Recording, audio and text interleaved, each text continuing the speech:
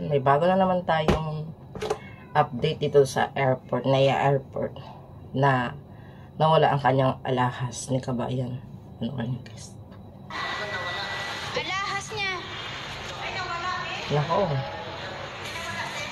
Hindi kasi nabuksan Grabe yung na. bag niya. Pinaghirapan mo. Nawala yung lock. Tapos mawala lang din. Lock niya. Uy, So, ibig sabihin, nawala kasi ang lock. May alahas ka Ba't dyan ganun? nilagay? Kailangan tanggalin yung lock.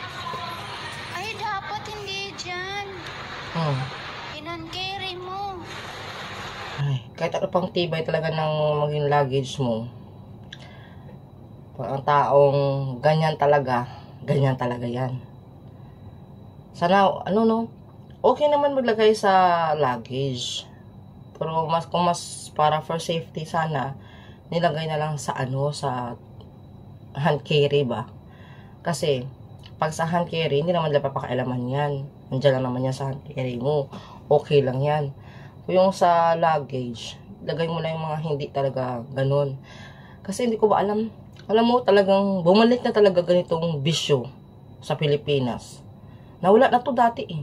Nung kay Tatay Digong pa eh. Nawala to.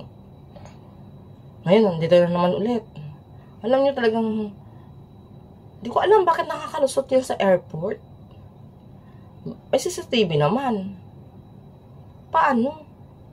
No? Ay. Yung masasabi naman talaga sa ng ibang lahi na ang ating airport, ang pinaka-worst airport sa buong mundo, ay isa na doon ang Pilipinas. Ay, Diyos ko, nakakahiya man.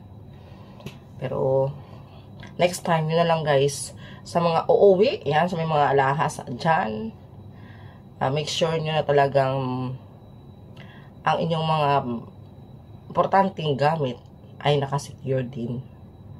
So, ito at least, malaking lesson din to para sa atin. Yun lang. And I thank you.